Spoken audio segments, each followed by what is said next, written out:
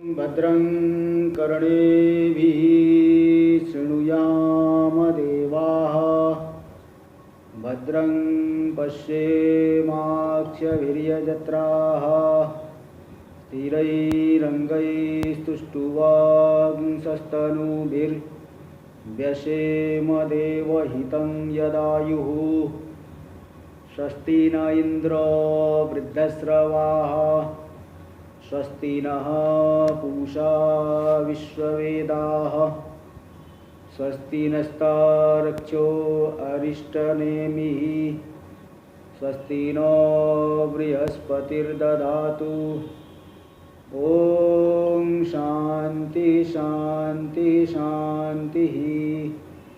शङ्करं शङ्कराचार्यं केशवं बादरायणं सूत्रभाष्य कृतौ वन्दे भगवन्तौ पुनः पुनः।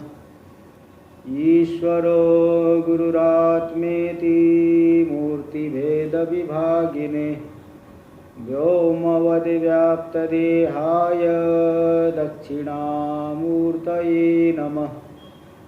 ॐ शान्ति शान्ति शान्तिः। अथर्ववेदीय प्रश्नोपनिषद के षष्ठ प्रश्न का जो द्वितीय मंत्र, उसके ऊपर शास्त्रार्थ आ रहा है। बौद्ध मत का निराकरण चल रहा है। तो बौद्ध लोग ज्ञान को जो है स्वयं प्रकाश मानते हैं। और ज्ञान कैसा है? वेदांती भी ज्ञान को स्वयं प्रकाश ही मानते हैं, लेकिन उनका स्वयं प्रकाश अलग है कि स्व के द्वारा ही स्वयं ही प्रकाशित हो रहा है। वेदांती तो क्या कहेगा कि जो वेद्य ज्ञान का विषय नहीं है, स्वतः अपरोक्ष व्यवहार के योग्य है ना। जैसे दीपक है, दीपक को देखने के लिए कोई दूसरा दीपक नहीं जलाना पड़ता। फिर कहोगे दीपक ही दीपक को प्रकाशित कर रहा है, तो कर्म करते भाव विरोध आएगा। इसलिए दीपक प्रकाशित हो रहा है, स्वयं प्रकाश रूप है, इसलिए स्वयं वो व्यवहार होगा कि देखो प्रकाशित हो रहा है। ये थोड़ी दीपक ही दीपक को प्रकाशित कर रहा है। ये लोग यही मानते हैं कि ज्ञान स्वयं अपने को ही विषय करता है। तो इस तरह से वो ऐसा मानते हैं। इसमें कई बातें आ रही थी। वो लोग कल जैसे प्रतिसंख्या निरोध आकाश, तो तीन चीज़ों को मानते हैं नित्य। तुच्छ भी मानते हैं, नित्य भी मानते हैं। प्रतिसंख्या निरोध, अप्रतिसंख्या निरोध और आकाश। प्रतिसंख्या निरोध मतलब बुद्धिपूर्वक नाश, अप्रतिसंख्या निरोध मतलब अबुद्धिपूर्वक नाश, और आकाश यानी आवरण का अभाव। ये तीन नित्य है और तुच्छ है। इनको छोड़ करके बाकी सब अनित्य है, उत्पत्ति होती है, क्षणिक है, ये बताए थे। तो इसलिए वो जो है अभाव को जब आपने नित्य माना है तो अभाव भी ज्ञान का विषय बनता है। इसलिए वो ज्ञेय के साथ ज्ञान का अभेद होने से सुषुप्ति में भी ज्ञान की सत्ता माननी पड़ेगी, ये दोष दिए थे। इसलिए वो ज्ञान और ज्ञेय को एक एक नहीं मान सकते, अलग ही मानना पड़ेगा। विषय अलग है, ज्ञान अलग है, ये सिद्धांत यही कहना चाहता है। तो यहाँ पे अभी चल रहा है पेज नंबर 89 पे। क्या सुषुप्ति वैनाशिक लोग क्या मानते हैं? वैनाशिकैरभ्युपगम्यते सुषुप्तेऽपि ज्ञानास्तित्वम्। वैनाशिक लोग सुषुप्ति में भी ज्ञान का अस्तित्व मानते हैं। आलय विज्ञान की धारा चल रही है, वो सुषुप्ति में भी है। तत्रापि ज्ञेयत्वम् अभ्युपगम्यते, और उस ज्ञान में भी वो ज्ञेयत्व को मानते हैं। ज्ञानस्य केन स्वेनैव, स्व के द्वारा ही ज्ञान विषय बनता है। स्व के द्वारा स्वयं ही विषय, अपने को ही वो विषय बनाएगा। इसलिए सुषुप्ति में ज्ञान का अस्तित्व है और वह प्रकाशित भी होगा, क्योंकि स्वयं के द्वारा स्वयं प्रकाशित हो रहा है। इति चेत, सिद्धांति कहेगा ना, टीका में देख लीजिए। चेतना तो हाँ वो पहले तो हाँ ज्ञान सुसुप्ते ज्ञान अस्तित्वम दिए है, ज्ञान का अस्तित्व है, टीका में अस्तित्वमिति इसके ऊपर। तथा च ज्ञानस्य अदर्शनम असिद्धम, तो इस प्रकार से ज्ञान का अदर्शन असिद्ध है। ज्ञान का दर्शन वहाँ होता है, ज्ञान सुसुप्ति में है। क्यों? सुसुप्ते भी तदंगीकारत, सुसुप्ति में भी ज्ञान को तो स्वीकार किया गया, इसलिए ज्ञान का आदर्शन है ऐसा नहीं कह सकते, सुसुप्ति में भी ज्ञान है। ननु ज्ञेया भावेन तन्निरूप्यस्य ज्ञानस्य दर्शनमिति उच्यते मया। फिर वेदांती क्या कहेगा? नहीं, सुसुप्ति में जब कोई ज्ञेय नहीं है, विषय नहीं है, तो विषय के निरूपित ज्ञान भी नहीं है, इसलिए ज्ञान का दर्शन मेरे द्वारा कहा जा रहा है। भाई जब कोई विषय नहीं हो तो ज्ञान कहाँ से होगा? तो विषय ज्ञेय नहीं होने से, ज्ञेय विषय के विषय नहीं होने से विषय के द्वारा निरूपित जो ज्ञान भी नहीं है। इसलिए हम कह रहे हैं सुसुप्ति में ज्ञान का दर्शन नहीं होने से ज्ञान का आदर्शन है, इसलिए उसका अभाव से ये कहा जा रहा है। इति सुसुप्ते तु च स्वस्यैव स्वज्ञेयत्वात् ज्ञान दर्शनम उपपद्यते अस्मन् मते। आपके मत में जो है विषय नहीं होने से ज्ञान नहीं हो पाएगा, लेकिन हमारे मत में सुसुप्ते च स्वस्यैव स्वज्ञेयत्वात्, उसी ज्ञान के द्वारा वही ज्ञान विषय बन जाएगा। यानी ज्ञान ज्ञेय भी है और ज्ञाता भी है।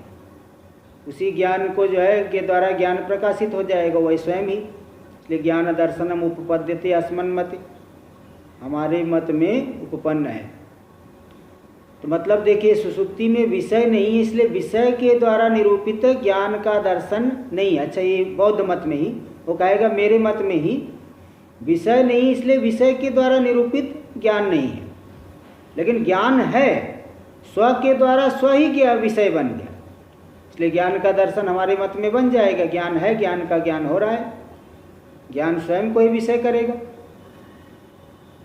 इसलिए विषय निरूपित ज्ञान नहीं होने पर भी, ज्ञेय विषय ज्ञान नहीं होने पर भी ज्ञान है और स्वयं को ही वो विषय करेगा, ये हमारे मत में। और तुम्हारे मत में क्या है, यानी वेदांती के मत में त्वन्मते तु स्वज्ञेयत्व अनंगीकारात्, तुम्हारे मत में वेदांती, आप वेदांती के मत में ज्ञान को स्वज्ञेय नहीं मानते, यानी ज्ञान स्व को ही विषय करेगा, ऐसा आप नहीं मानते हैं।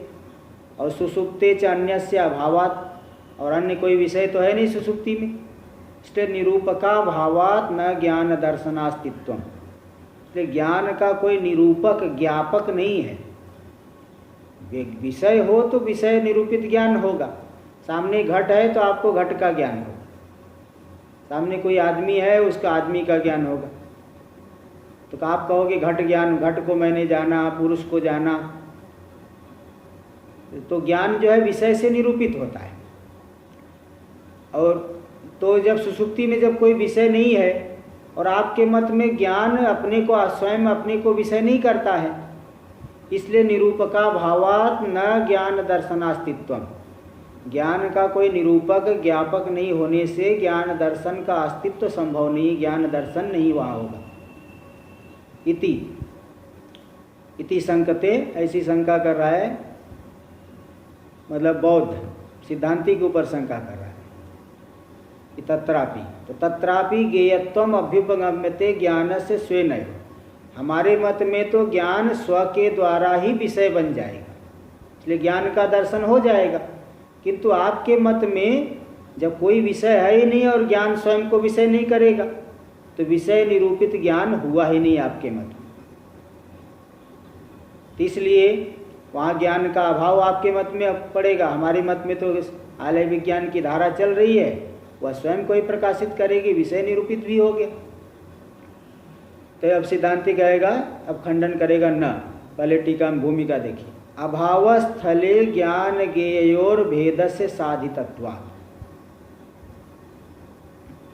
अभाव स्थल में ज्ञान और ज्ञेय का भेद की सिद्धि किए थे, क्योंकि अभी बताए थे कल के शास्त्रार्थ में आया था कि अगर ज्ञान और ज्ञेय में अभेद मानोगे तब तो अभाव भाव हो जाएगा और अभाव से अभिन्न ज्ञान नित्य हो जाएगा। इसलिए ज्ञान को अलग ही मानना पड़ेगा, ज्ञान भिन्न ही है ये मानना पड़ेगा। तभाव स्थले ज्ञान ज्ञेयोर भेद से साधितत्वात्, अभाव स्थल में ज्ञान और विषय के भेद की सिद्धि कर दी गई है। तदृष्टान्तेन सर्वत्र ज्ञान ज्ञेयोर भेद साधनात्, और उसी को दृष्टांत बना करके सर्वत्र ज्ञान और ज्ञेय के भेद की सिद्धि हो जाएगी। जैसे रसोई घर में आपने व्याप्ति को ग्रहण कर लिया कि जहाँ जहाँ धूम है वहाँ वहाँ वहनी होती है, जैसे रसोई घर में एक जगह व्याप्ति सिद्ध हो गई, उसी व्याप्ति को देख के आधार पे पर्वत में धूम को देख करके वहनी की सिद्धि हो जाती है, क्योंकि आपको पता है जहाँ धूम है वहाँ वहनी होती है, तो पर्वत में धूम दिखेगा तो वहनी सिद्ध कर लोगे। ऐसे ही यहाँ भी दृष्टांत एक तो सिद्ध कर दिए कि अभाव स्थल में ज्ञान और ज्ञेय, ज्ञान का विषय को ज्ञेय कहते हैं, ज्ञान और विषय जो है भिन्न भिन्न है, तो वहाँ भेद सिद्ध कर दिए। अब उसी को दृष्टांत बना करके सर्वत्र ज्ञान और ज्ञेय में भेद की सिद्धि की जाएगी।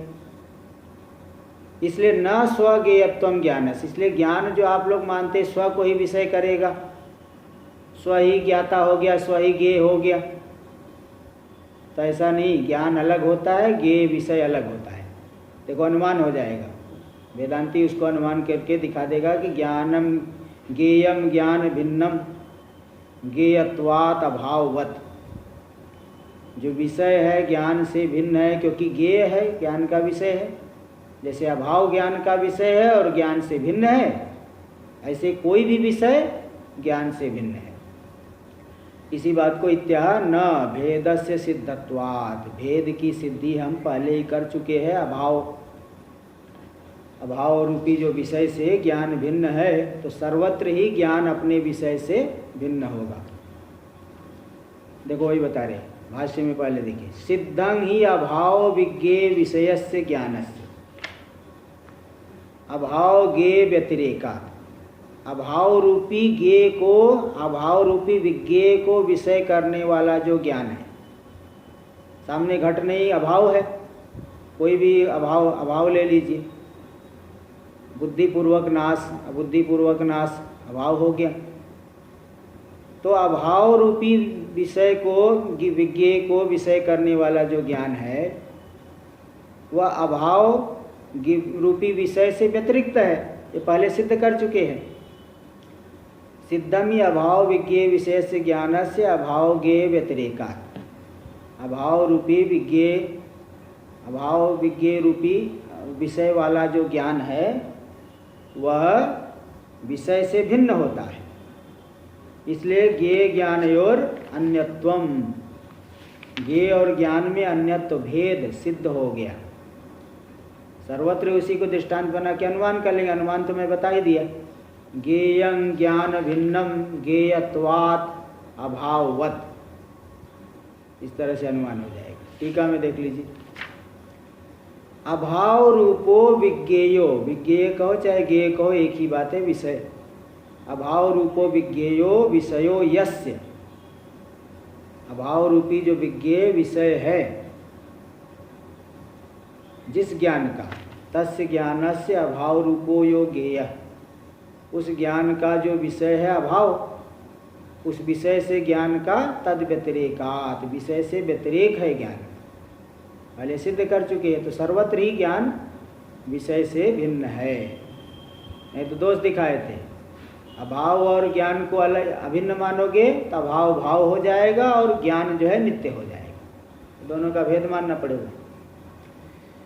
तो फिर वो बौद्ध थोड़ा कह रहा है चलो ठीक है, इतनी बात तो मैं मान लेता हूँ, थोड़ा तो मैं मान लेता हूँ। देखिए, अभावस्थले भेदेपि न सर्वत्र, चलो हम मान लेते कि अभाव स्थल पे ज्ञान अलग है, विषय अभाव अलग है, दोनों में ज्ञान और ज्ञेय में भेद है। अभाव स्थल पे तो भेद है, भेदेपि न सर्वत्र, किंतु सर्वत्र भेद नहीं है। इत्याशंक्य, सिद्धांति कह दिया, ऐसी आशंका को उत्थापन करके सिद्धांति करा न्याय से तुल्यत्वात्, वो जो न्याय है यानी ज्ञेयत्व रूपी हेतु है बराबर है, अनुमान तो मैं बता ही दिया, गेयम ज्ञान भिन्नम गेयत्वात् अभाववत्। तो न्याय मतलब हेतु, न्याय जो है अवयव, 5 अवयव वाक्य को न्याय कहते हैं। तो उसमें अवयव हेतु रूपी, हेतु तो एक ही है, जिस हेतु के द्वारा अभाव स्थल पे ज्ञान और विषय को भिन्न सिद्ध किए, उसी हेतु के द्वारा अन्यत्र भी ज्ञान का भेद विषय में सिद्ध हो जाएगा। देखो इसलिए 5 नंबर टिप्पणी में दे दी, न्याय से मतलब गेयत्व रूप हेतु, गेयत्व रूपी हेतु तो सब जगह समान ही है, इसलिए न तदन्यथा कर्तुम शक्यम। इसलिए जो ज्ञान और ज्ञेय का भेद सिद्ध कर दिए है उसको आप विपरीत नहीं कर पाओगे, भेद नहीं सिद्ध कर पाओगे। ज्ञान और ज्ञेय में भेद तो रहेगा। इत्या नहीं, भाष्य में नहीं तत्सिद्धं मृतम इव उज्जीवयतुम, जो पहले से ही ज्ञान और विषय का भेद सिद्ध हो गया है उसको दोबारा अभेद नहीं कर पाओगे। भेद को सिद्ध कर दिए, दोबारा भेद को मिटा करके अभेद नहीं कर पाओगे। जैसे मृतम ही उज्जीवयतु, कोई व्यक्ति मर गया है, अब मरने पे चाहे कितनी कुछ भी प्रयत्न करो जिंदा नहीं होता है। कोई अपवाद वाली बात को छोड़िए, अपवाद में कोई बहुत बड़ी तपस्या किया है जैसे सावित्री सत्यवान वाला, उसकी बात नहीं कर रहा। वहाँ तो कुछ महात्म्य दिखाना है, पातिव्रत्य धर्म का महात्म्य दिखाने के लिए ये सब वो कथाई आई, वहाँ पे ऐसी घटना हुई है। तो अपवाद को छोड़ दीजिए, सामान्य रूप से जो मरे हुए व्यक्ति को दोबारा जीवित नहीं किया जा सकता। ऐसी जिस भेद को हम पहले ही सिद्ध कर चुके हैं, विज्ञान और विषय के भेद को, उसको अन्यथा नहीं किया जा सकता, भेद नहीं सिद्ध कर पाओगे। वैनाशिक सतैरपि, चाहे सैकड़ों वैनाशिक मिल करके, सैकड़ों वैनाशिक बौद्ध मिल जाए तो भी सिद्ध नहीं कर पाएंगे। जैसे कितने भी विद्वान मिल करके बड़ी बड़ी युक्तियां लगाए कि अग्नि ठंडी है, कितने भी बड़े बड़े विद्वान मिल करके युक्ति लगाए कि अग्नि ठंडी है, लेकिन वो सिद्ध नहीं कर पाएंगे। ऐसे ही जब ज्ञान और ज्ञेय का भेद सिद्ध हो चुका है उसको अन्यथा नहीं किया जा सकता, चाहे सैकड़ों वैनाशिक लोग मिल जाएं। टीका में देख लीजिए,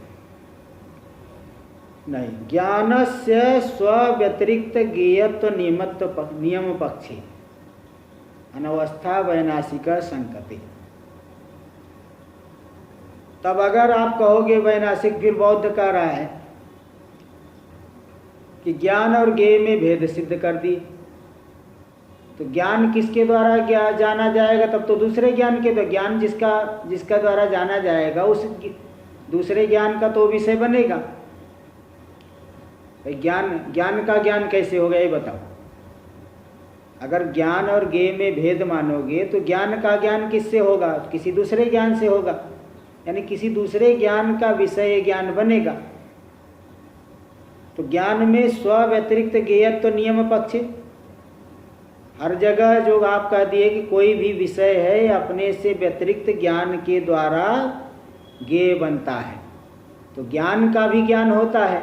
हमें मालूम पड़ता है मुझे ज्ञान हुआ, तो यह ज्ञान भी स्वयं को विषय करने वाले ज्ञान से यानी स्व से भिन्न किसी अन्य के अज्ञान के द्वारा जाना जाएगा। और ऐसा मानोगे तो एक ज्ञान को जानने के लिए दूसरा ज्ञान, दूसरे ज्ञान को जानने के लिए तीसरा ज्ञान, तीसरे ज्ञान को जानने के लिए चौथा ज्ञान, ये तो अनवस्था दोष हो जाएगा। और अनवस्था दोष क्या करता है? अनवस्था मूलक क्षय करी।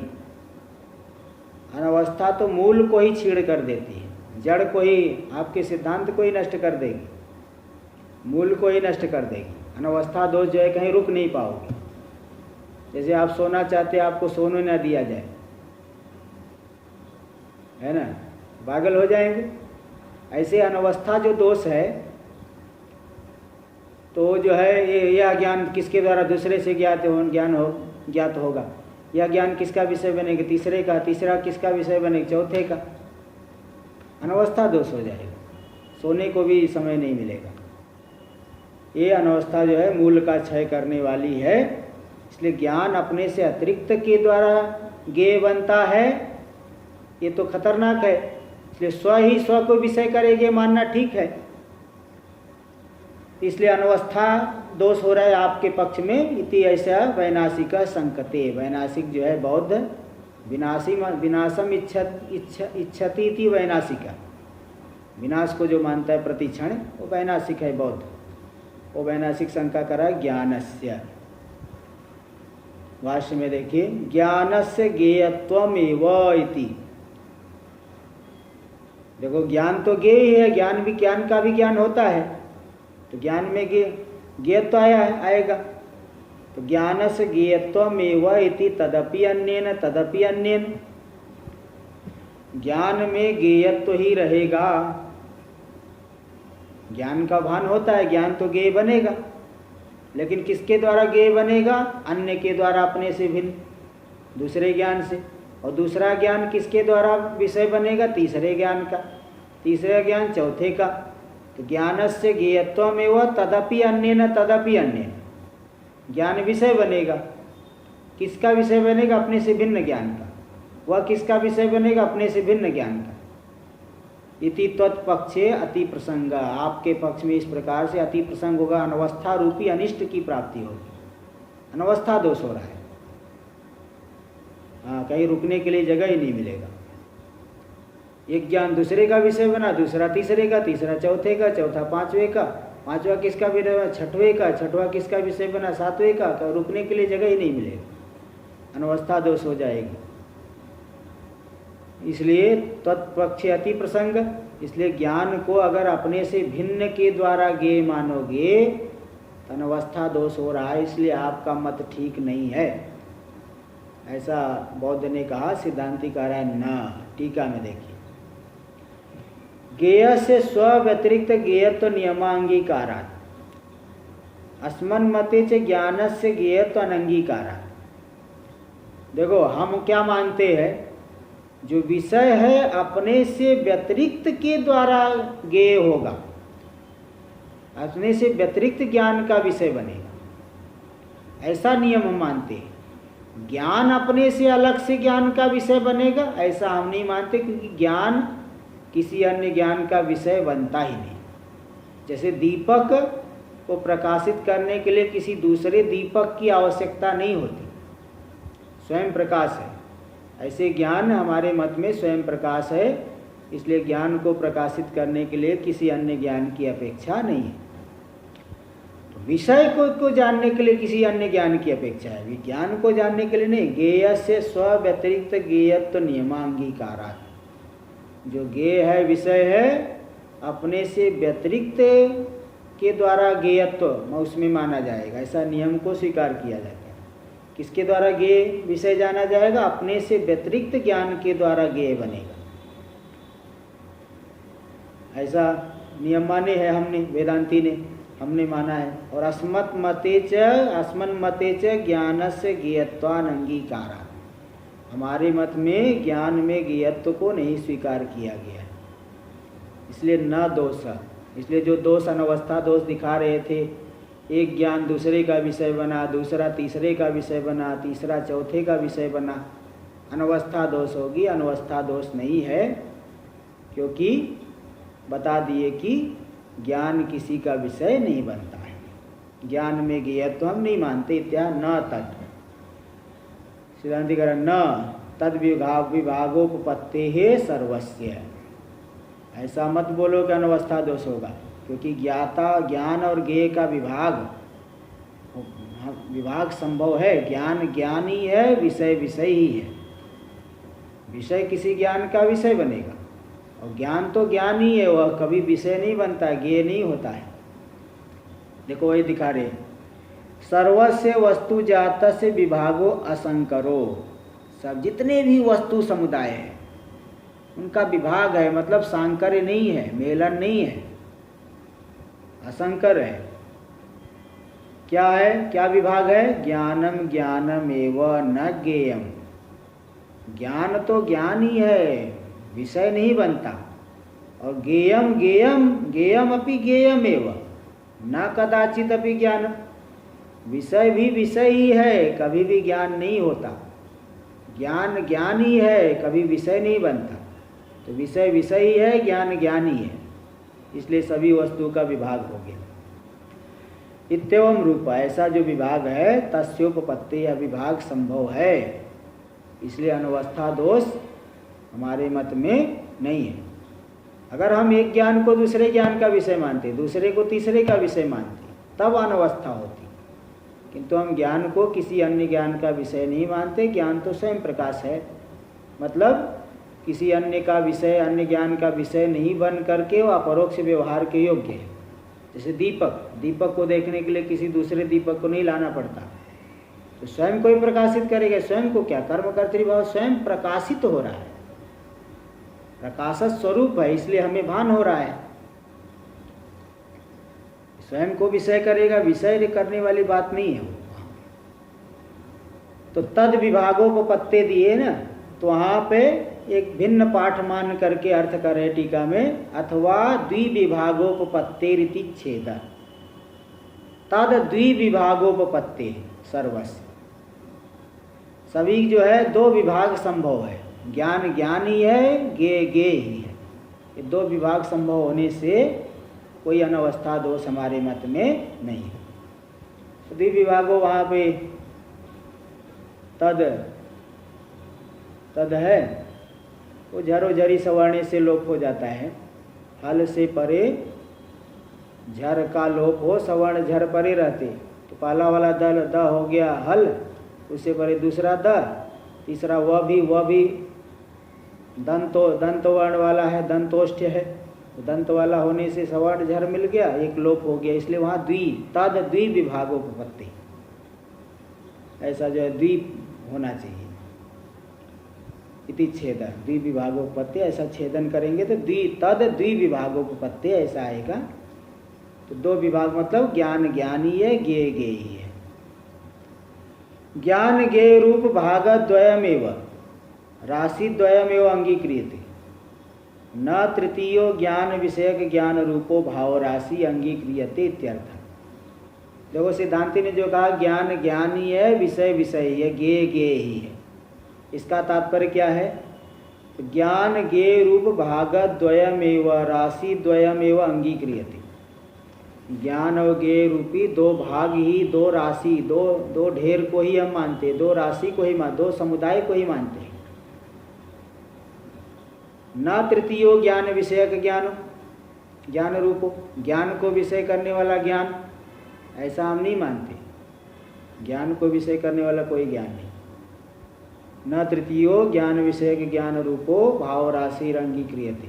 तीसरा जो ज्ञान विषयक ज्ञान रूपी भाव राशि नहीं स्वीकार किया जाता। ज्ञान गे रूपी दो विभाग ही माना जाता है, तीसरा ज्ञान को विषय करने वाला ज्ञान ऐसा नहीं माना जाता इत्यादि। तमेव आह यदा इति, इसी विभाग को, दो विभाग को बता रहे हैं। दो विभाग वही जो बताए, ज्ञान ज्ञानी है, विषय विषय है। भाष्य में अंतिम पंक्ति, यदा ही सर्वं ज्ञेयं कस्यचित्, जब सभी किसी के ज्ञेय है, तदा तद व्यतिरिक्तम ज्ञान, तब तो ज्ञान उससे व्यतिरिक्त, विषय से व्यतिरिक्त, अपने से व्यतिरिक्त ज्ञान का विषय बनेगा वह ज्ञेय। तो तदा तद व्यतिरिक्तम ज्ञानम ज्ञानम है, इसलिए विषय से भिन्न जो ज्ञान है वह ज्ञान ही है, और जो विषय है वह विषय ही है। ज्ञानम ज्ञानम एव इति द्वितीयो विभाग एवं अभ्युपगम्यते। तो दो ही विभाग मानते हैं। पहला विभाग है विषय विषय ही है, दूसरा ज्ञान ज्ञान, ये दो ही विभाग मानते हैं। एवं अभ्युपगम्यते वैनाशिक, अवैनाशिक, यहाँ वैनाशिक नहीं, वैनाशिक से भिन्न वेदांती। वेदांती दो ही श्रेणी मानता है, ज्ञान ज्ञानी है, विषय विषय ही है। ऐसा नहीं ज्ञान को विषय करने वाला अन्य ज्ञान है, ये तीसरी राशि नहीं मानते। इसलिए न तृतीय तद विषय, इसलिए तीसरा ज्ञान विषयक ज्ञान, एक ज्ञान को विषय करने वाला दूसरा ज्ञान, ऐसा हम नहीं मानते। इसलिए इति अनवस्थानुपपत्ति, इसलिए अनवस्था हमारे मत में संभव नहीं है। अगर हम मानते कि एक ज्ञान को विषय करेगा दूसरा ज्ञान, दूसरे ज्ञान को तीसरा ज्ञान, तब अनवस्था दोष होगा। लेकिन ऐसा हम नहीं मानते। ज्ञान ज्ञान ही है, विषय विषय ही है, इसलिए अनवस्था दोष नहीं होगा। टीका में देख लीजिए, यस्मिन पक्ष, अंतिम पंक्ति पेज नंबर 90 पे, यस्मिन पक्षे ज्ञेयं सर्वं स्वव्यतिरिक्तस्य कस्यचित् ज्ञानस्य ज्ञेयं। जिस पक्ष में ज्ञेय जितने भी ज्ञेय हैं, घटपट आदि, स्वव्यतिरिक्तस्य कस्यचित् ज्ञानस्य ज्ञेयं, वह किसका ज्ञेय बनेगा, किसका विषय बनेगा? अपने से व्यतिरिक्त किसी ज्ञान के ही विषय बनेंगे। इति अंगीक्रियते इति ज्ञेय पदावृत्त्या स्वव्यतिरिक्तस्य इति पदाध्याहारेण च यदा ही इति वाक्यम योज्यम। तो ज्ञेय पद को 2 बार कर देना और स्वव्यतिरिक्तस्य ऐसे पद का अध्याहार कर लेना।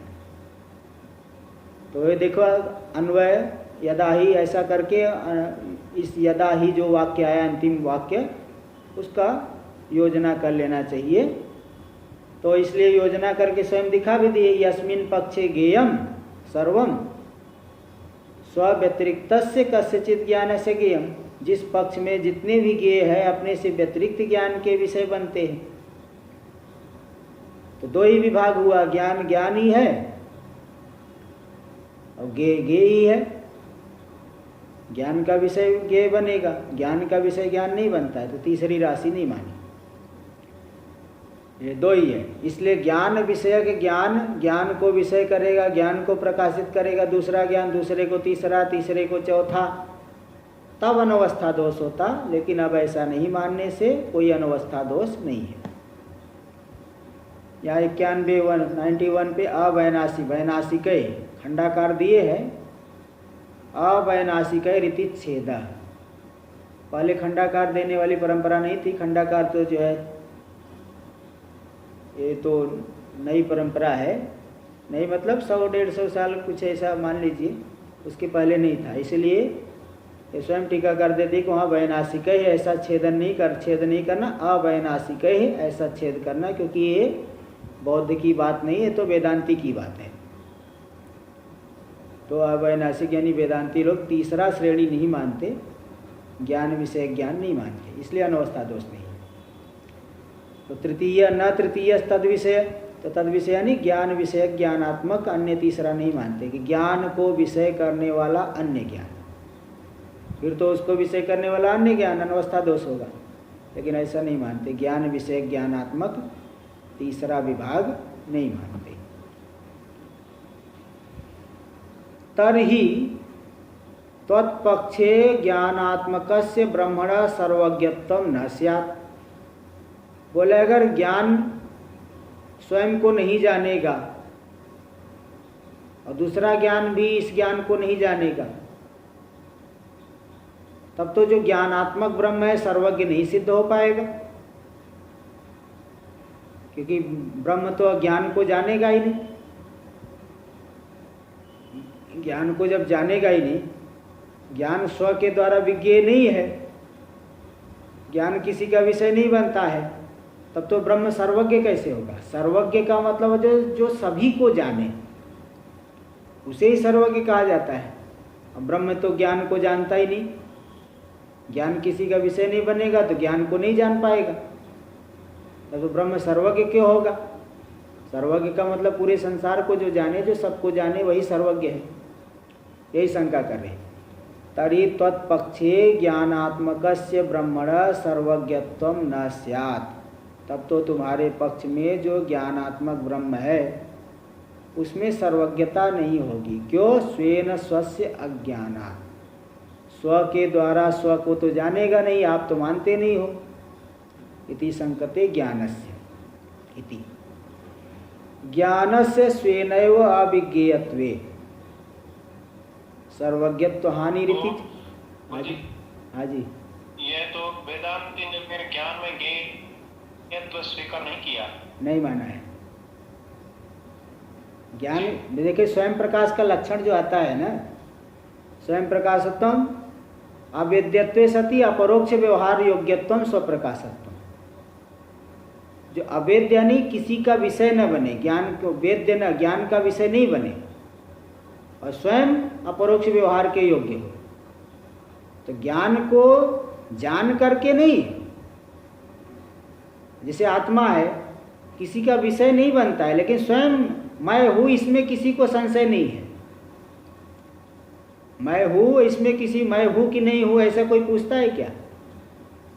तो स्वयं अपने विषय में देखो, स्वयं अपरोक्ष है और किसी का विषय नहीं बन रहा है। किसी का विषय मानोगे अन्य ज्ञान का विषय तो ये जड़ हो गया। ज्ञान का विषय तो जड़ होता है। इस अवेद्यत्व सती अपरोक्ष व्यवहार योग्यत्व स्वयं प्रकाशत्व, ये स्वयं प्रकाश का लक्षण है। तो ज्ञान को स्वयं प्रकाश मानते हैं, इसलिए ज्ञान किसी दूसरे ज्ञान का विषय नहीं है। देखिए बता रहे, ज्ञान से स्वयं विज्ञत्व, तो ज्ञान अगर अन्य के द्वारा नहीं जाना जाएगा, स्वयं अपने आप को भी विषय नहीं करेगा, तब तो ज्ञान विषय ज्ञान नहीं होगा। तो सबको ब्रह्म ने कहाँ जाना, ज्ञान को कहाँ जाना? ज्ञान तो किसी का विषय बनेगा नहीं, तो ब्रह्म तो सबके ज्ञान को भी नहीं जान पाएगा। तो सर्वज्ञ कैसे होगा? सर्वज्ञता नहीं होनी चाहिए। देखो, ज्ञान से स्वेनैवा विज्ञत्वे सर्वज्ञत्व हानि रीति चेत, ज्ञान अगर स्वयं के द्वारा विज्ञ नहीं होगा तो ब्रह्म की सर्वज्ञता की हानि हो जाए, क्योंकि ब्रह्म ने सबको जाना लेकिन ज्ञान को नहीं जाना। इति चेत, तो सबको नहीं जान पाया। अन्य सभी को जाना, ज्ञान को नहीं जाना, तो सबको नहीं जान पाया। इस तरह से सर्वज्ञत्व की हानि हो गई। रीति चेत, यदि ऐसा कहे तो सिद्धांति कह रहा सोपी दोषस तस्य वास्तु, ये जो दोष आप दिखा रहे हो यह तो आप बौद्ध के मत में ही आएगा, हमारे मत में नहीं। तस्य वस्तु किम तद निवर्हणेन अस्माकं, उसका जो है निवर्हण करने से हमें क्या मिलेगा? जो जिसके अंदर दोष है वही निवर्हण करे, वही उसका निवारण करे दोष का।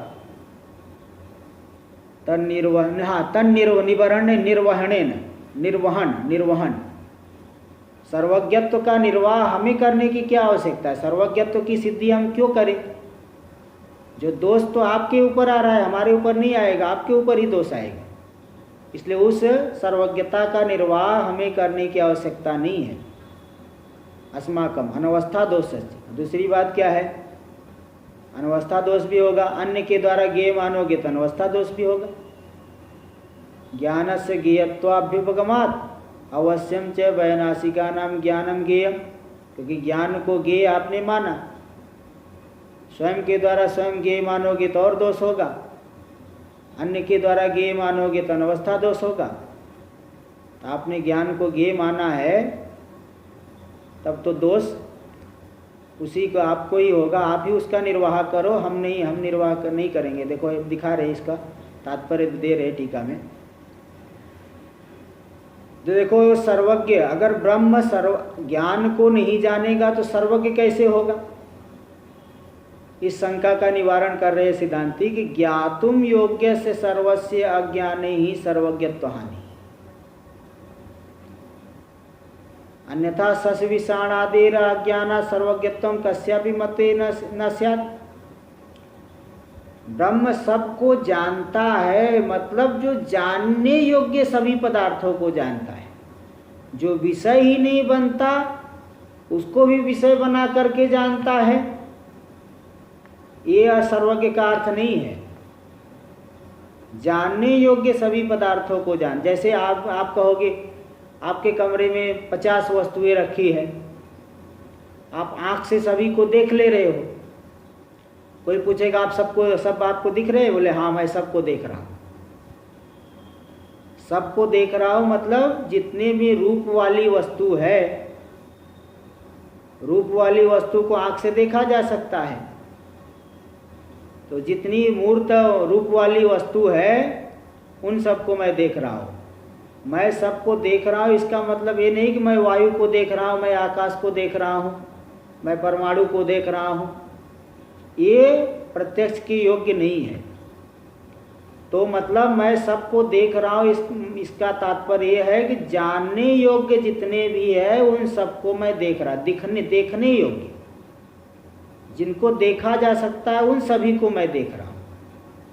इसका मतलब ब्रह्म सर्वज्ञ है। सर्वज्ञ होने के मतलब नहीं कि जो जानने योग्य नहीं, जो ज्ञान के विषय नहीं बनते उनको भी जानेगा। ब्रह्म क्या आत्मा को ज्ञान का विषय बना के जानेगा? नहीं जानेगा कहोगे तो नहीं जानेगा, तब तो सर्वज्ञ नहीं हुआ। सर्वज्ञ का मतलब है जो ज्ञान का विषय बनते हैं, ऐसे सभी पदार्थों को जानते हैं, इसलिए सर्वज्ञ है। नहीं जो विषय बनते हैं उनको जानते हैं, नहीं उनको जानते हैं ये नहीं कह रहे हैं, क्योंकि वो तो ज्ञान के विषय ही नहीं। तो देखो भाई, ज्ञातुम योग्यस्य सर्वस्य अज्ञाने ही सर्वज्ञत्व हानि। जानने योग्य सभी पदार्थों का अगर ज्ञान नहीं है तब सर्वज्ञत्व की हानि होगी। नहीं तो नहीं जानने वाले पदार्थों को भी नहीं जानता है, जिनका कभी ज्ञान होता ही नहीं, तब तो उनको भी लेकर के कह दोगे कि ब्रह्म सर्वज्ञ नहीं, क्योंकि उस सस विषाण को नहीं जानता, बंध्यापुत्र को नहीं जानता। भाई सस विषाण कहीं होता है क्या? खरगोश की सींग कहीं होती है? अन्यथा सस विषाण आदेर अज्ञानात। नहीं तो ब्रह्म देखो सबको जानता है, लेकिन खरगोश की सींग को नहीं जानता, बंध्यापुत्र को नहीं देखा है ब्रह्म ने। वो होते ही नहीं तो कहाँ से देखेंगे? इसलिए सस विषाण आदिर अज्ञाना सर्वज्ञत्वम कस्यापि मते न स्यात्। तब तो सस विषाण आदि को ब्रह्म नहीं जानता है, इसलिए सर्वज्ञता किसी भी मत में सिद्ध नहीं हो पाएगी। इसलिए सर्वज्ञ का मतलब जो जानने योग्य सभी पदार्थों को जानते हैं, नहीं जानने योग्य नहीं। इसलिए अतो न अस्मन् मते तस्य दोषस्य प्राप्ति। हमारे मत में तो सर्वज्ञता है, क्योंकि जानने योग्य सभी पदार्थों को जानते हैं, और वो दोष तुम्हारे ऊपर ही प्राप्त हो रहा है। तस्य दोषस्य न अस्मन् मते तस्य दोषस्य प्राप्ति ही किंतु वैनाशिकस्यैव। हमारे मत में उस दोष की प्राप्ति नहीं है, क्योंकि ज्ञान तो विषय बनता नहीं है, और ब्रह्म सर्वज्ञ है कि इसका मतलब है कि जो जानने योग्य सभी पदार्थों को जानते हैं। तो हमारा समाधान हो गया, सर्वज्ञ है क्योंकि जानने योग्य सभी को जानते हैं। रही बात ज्ञान की, तो ज्ञान तो विषय बनता नहीं है, तो उसको विषय बना के नहीं जानने से सर्वज्ञता की हानि नहीं हो पाएगी, क्योंकि वो तो विषय बनता ही नहीं। इसलिए वो जो दोष है वो हमारे ऊपर नहीं, बल्कि वैनाशिक बौद्ध को ही वो दोष लग रहा है। क्यों लग रहा है? किंतु वैनाशिकस्यैव तेन ज्ञानस्य अवश्य ज्ञेयत्वा स्वीकारात्। वैनाशिक के द्वारा ज्ञान में अवश्य ज्ञेयता को मानी गई है, अवश्य विषयता मानी गई। स्वेन स्वस्य ज्ञेयत्वम, फिर कहेंगे स्व, वो तो स्वयं के द्वारा स्वयं को जान लेगा ज्ञान।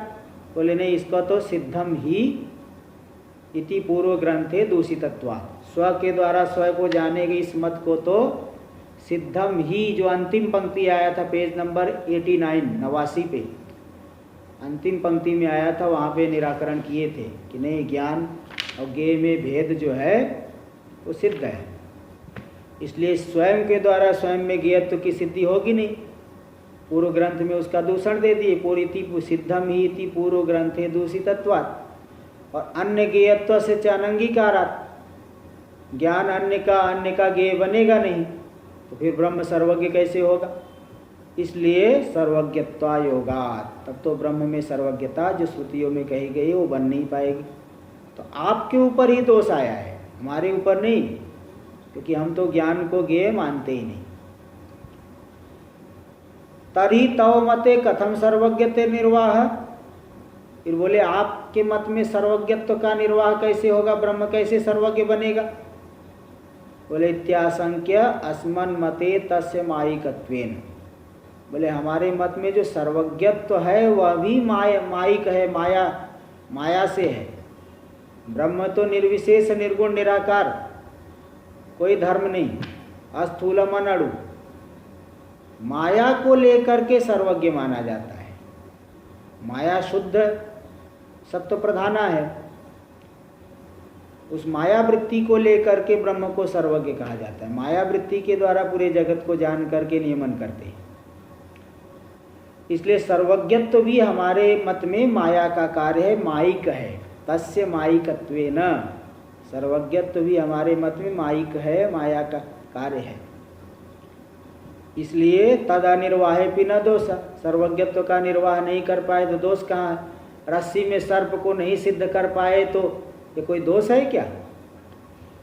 अज्ञान से दिख रहा था रस्सी में सर्प और उसको नहीं सिद्ध कर पाए बाद में, तो कोई दोष थोड़ी है। सर्वज्ञत्व भी माया का कार्य है, वो भी मिथ्या है, उसको हम क्यों सिद्ध करेंगे? सिद्ध करने की आवश्यकता नहीं। और माया को लेकर, माया वृत्ति को लेकर के हो जाएगा, उसका पूरे जगत का नियमन कर देंगे। इसलिए सर्वज्ञत्व का माइक होने से उसका निर्वाह नहीं होने पर भी कोई दोष नहीं है इत्याह। इसलिए सिद्धांति ने किम तद निर्वहणेन अस्माकम, उस सर्वज्ञत्व का निर्वाह करने से हमें क्या मिलेगा? हमने तो ज्ञान को विषय माना ही नहीं है। अनवस्था दोष भी होगा अगर ज्ञान को विषय मानोगे, और ये सब दोष वैनाशिक को ही लगेगा। हाँ, वस्तु इसलिए दे रहे, देखिए, वस्तु तस्तु सर्व व्यवहार हेतु ज्ञानत्वम सर्वज्ञत्व। वास्तव में सर्व व्यवहार का हेतु जो ज्ञान है, सर्व व्यवहार हेतु ज्ञानत्व, सर्व व्यवहार का हेतु होते हुए जो प्रकाश रूप हो, सर्व व्यवहार हेतु होते हुए प्रकाशत्वम, जैसे घट में है। अच्छा, जैसे घट में घट व्यवहार हेतुत्व रहते हुए, नहीं घट में नहीं, घट ज्ञान में। चलो इसको कल बताएंगे, वैसे सरल है लेकिन 2-3 मिनट लगेगा, इसको कल बता देंगे। ओम भद्रं कर्णेभिः शृणुयाम देवाः, भद्रं पश्येमाक्षभिर्यजत्राः, स्थिरैरङ्गैस्तुष्टुवागुंसस्तनूभिर्व्यसेम देवहितं यदायुः। स्वस्ति न इंद्रो वृद्धश्रवाः, स्वस्ति नः पूषा विश्ववेदाः, स्वस्ति नस्तारक्षो अरिष्टनेमिः, स्वस्ति नो बृहस्पतिर्दधातु। ओम शांति शांति शांतिः। शंकरं शंकराचार्यं केशवं बादरायणं सूत्रभाष्य कृतौ वंदे भगवन्तौ पुनः पुनः। ईश्वरो गुरुरात्मेति मूर्तिभेदविभागिने व्योमवद्व्याप्तदेहाय दक्षिणामूर्तये नमः। ओम शांति शांति शांति।